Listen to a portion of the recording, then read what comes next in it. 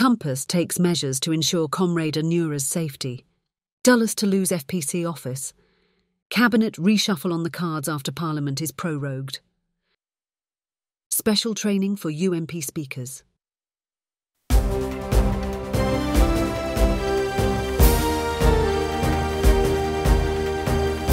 The leader, දේශයට මග කියන ප්‍රවෘත්ති පෙළගැස්ම. Compass takes measures to ensure comrade Anura's safety. Everything seems to be political in the country these days. With elections nearing, politicians in both sides of the divide have become so sensitive to issues of the people. Among the most talked about issues recently have been the online safety bill and the daylight killings by the underworld. The shooting in Tangale on the 22nd was followed by the gunning down of a monk at a temple at Hiripitia on the next day. An innocent man paid with his life in yet another underworld crime at Thilijawila on the 20th. The Tangale shooting is significant because among the 5 dead was the leader of a political party. He was the Ape Janabala party chairman Saman Prasanna Pereira, alias Royal Beach Salmon of Galgamuwa. It is a dangerous signal that comes as parties are holding public meetings in their presidential election campaigns. On social media, some question the safety of Compass, candidate AKD, and demand a beefing up of his security. However, the party seems reluctant to receive protection from the state. Its young activists say they will take care of their comrade Anura. Anyway, various accusations are being traded over Saman's murder. His party's advisor Vedinigama Wimalatisa Thera says Saman had told him about death threats he had received from another monk.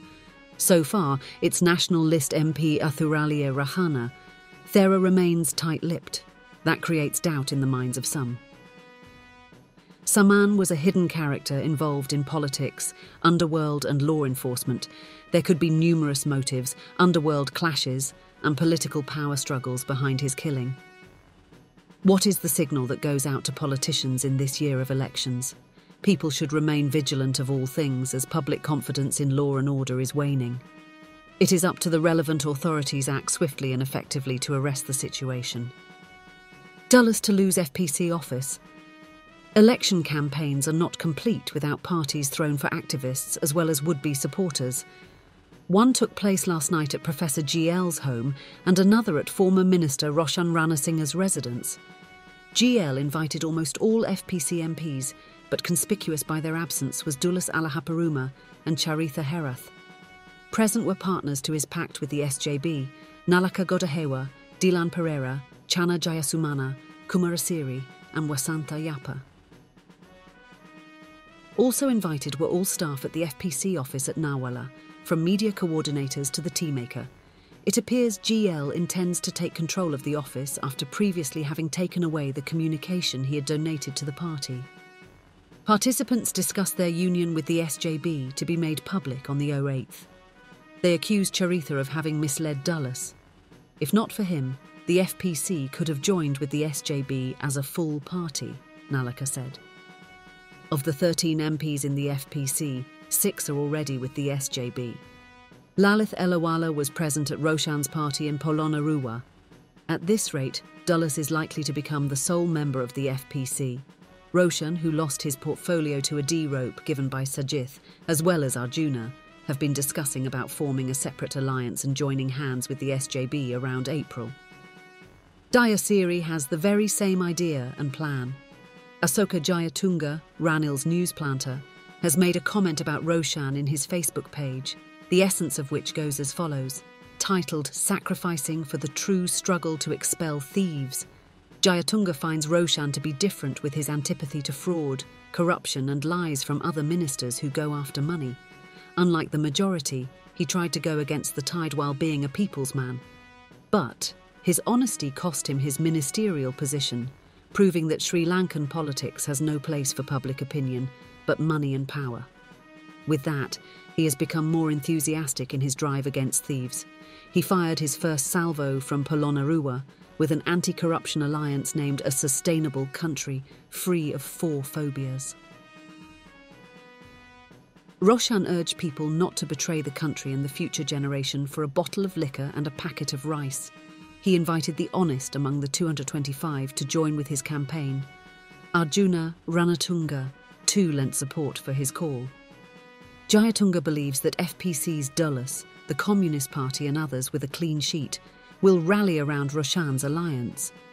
Jayatunga, who now works at the Sri Lankan embassy in Washington, D.C., has been a news planter for Ranil for a couple of decades now. Why is he promoting Roshan like this? That could be because the mushrooming alliances could end up anywhere. Anyone planning a game at the last moment are advised to take action before it is too late. Cabinet reshuffle on the cards after Parliament is prorogued.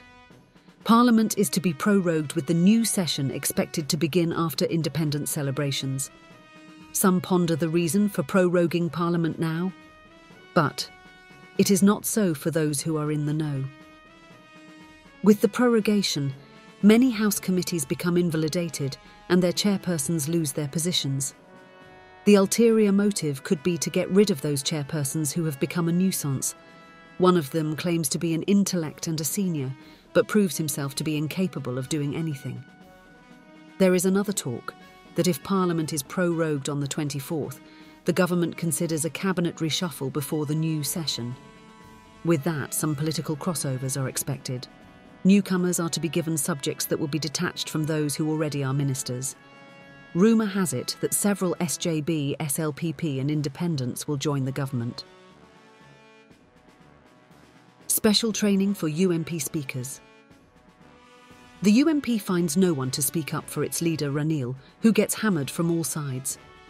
Wajira, Akila and Rangai Bandara may say something occasionally, but other seniors keep dead silent amid the firing line, it is alleged. In the meantime, Sirikotha hosted a membership identity card handover for newly trained speakers recently.